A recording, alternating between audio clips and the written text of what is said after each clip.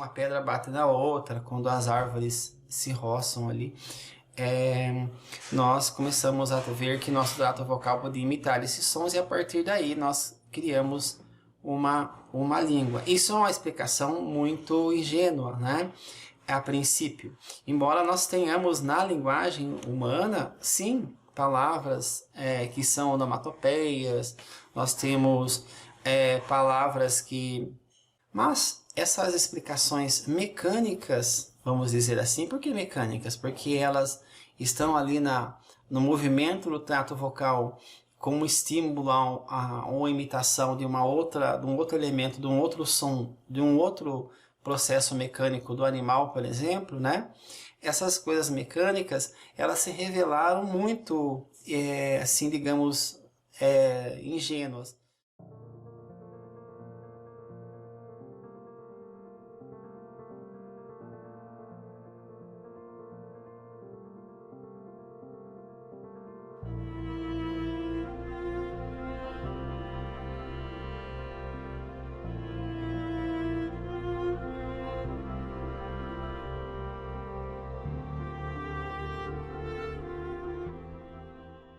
Porque a linguagem não se constitui apenas de elementos mecânicos do ser humano. Inclusive, o trato vocal não foi feito para falar, não sei se vocês sabem, né? Então, a parte mecânica é apenas a parte de externalização, vamos dizer, da linguagem, ela é apenas uma das muitas que constituem. Então, basicamente, nós temos aí toda uma parte mental, né? Uma parte que não depende, não é só os articuladores da fala ou do gesto ali que estão envolvidas. E nesse sentido, eu propor algo ali como fosse só uma mera imitação, como se a gente fosse um papagaio, ela é bem ingênua. Mas ela perdurou como explicação única até mais ou menos 1890, por ali. E no século XX, nós começamos aqui a estudar, por exemplo, os fósseis, né, de seres humanos e sempre questionando se eles tinham fala, ou se eles tinham linguagem ou língua ou não, né? Língua como a gente conhece, essa relação de língua e linguagem, né? Porque linguagem, obviamente, que eles tinham, os primeiros seres humanos com certeza tinham. E aí, para efeito desta primeira parte dessa história da linguística, eu vou ter aí duas vertentes que elas predominam até hoje. A primeira vertente é aquela que ela diz, que ela prega uma continuidade, também uma continuidade que a fala foi crescendo ali como a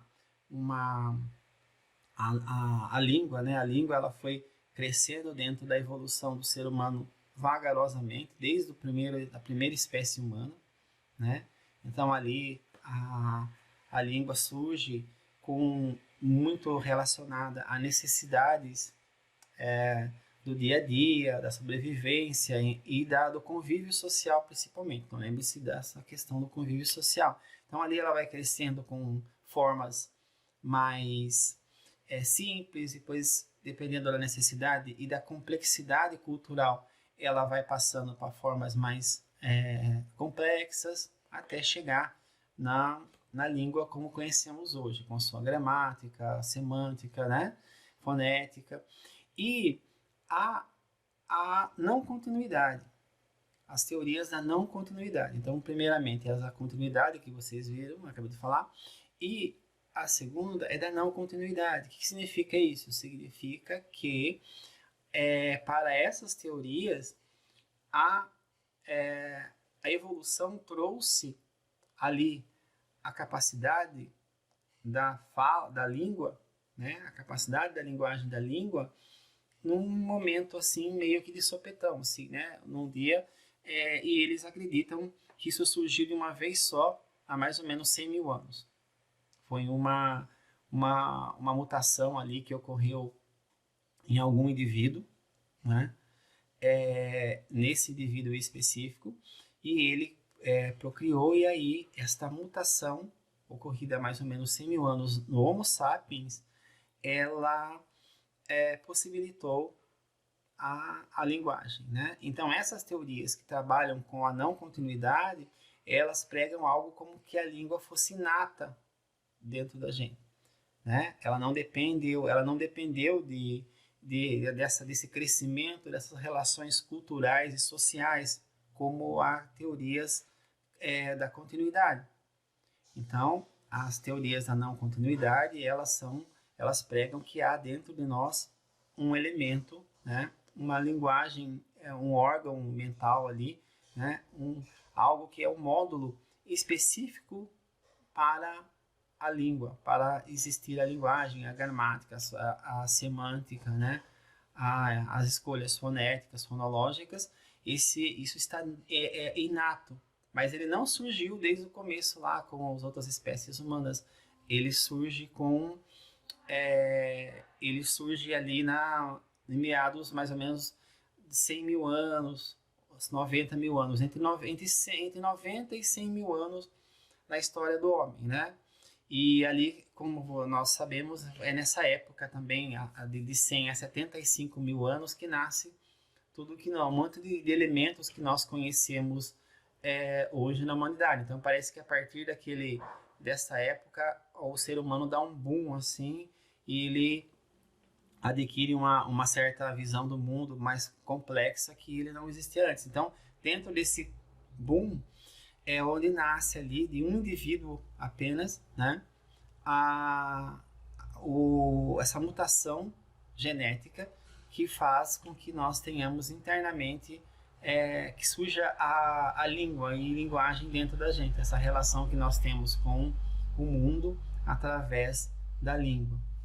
Então, esta teoria da continuidade e da não continuidade, todas essas teorias, essa divisão dupla, essa dicotomia, né, usando um termo mais, ela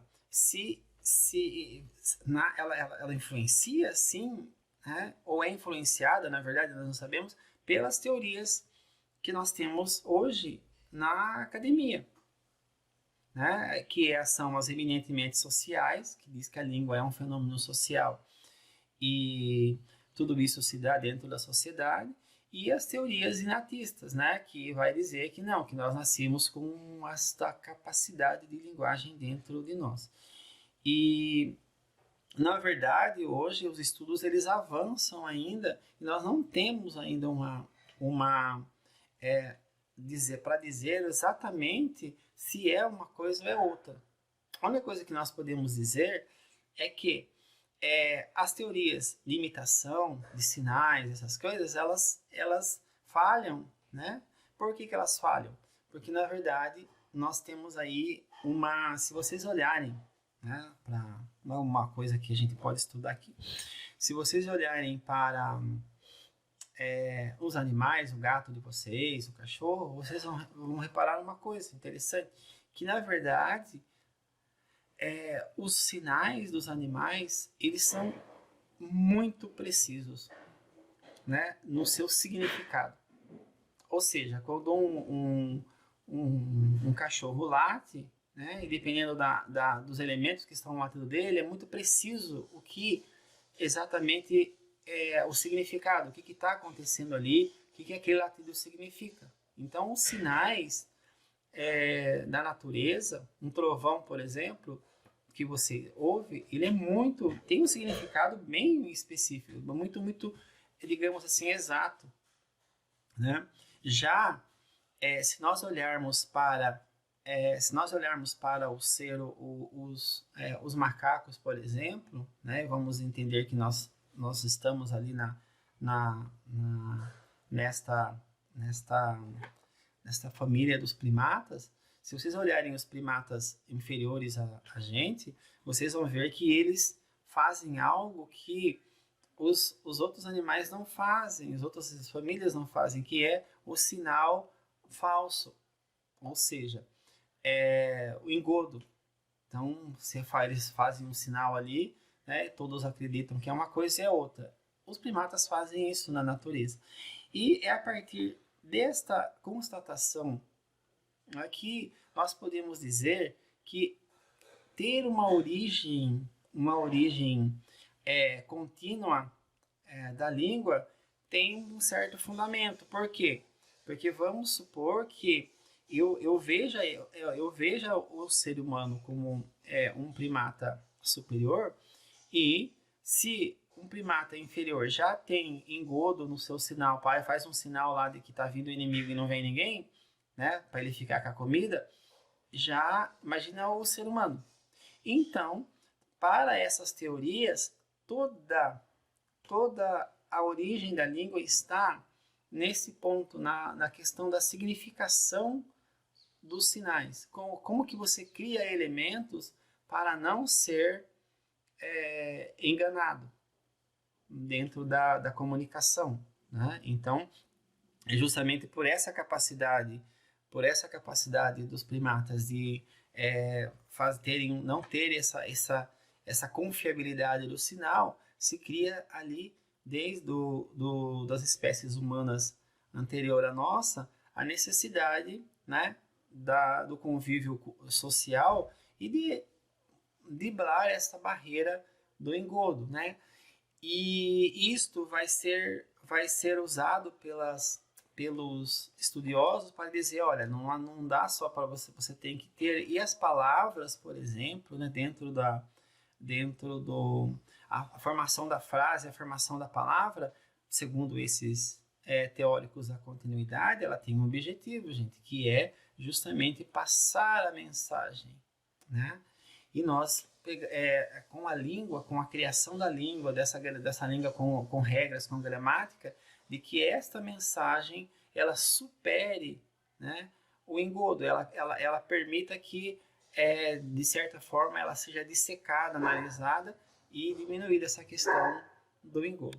Então, estas são os principais pontos dessa primeira parte dos estudos da origem da linguagem, né? Que na verdade não se há ainda uma teoria, existem muitos trabalhos, mas nenhum deles é específico em mostrar qual é essa questão, tá? Então, é isso daí e até mais.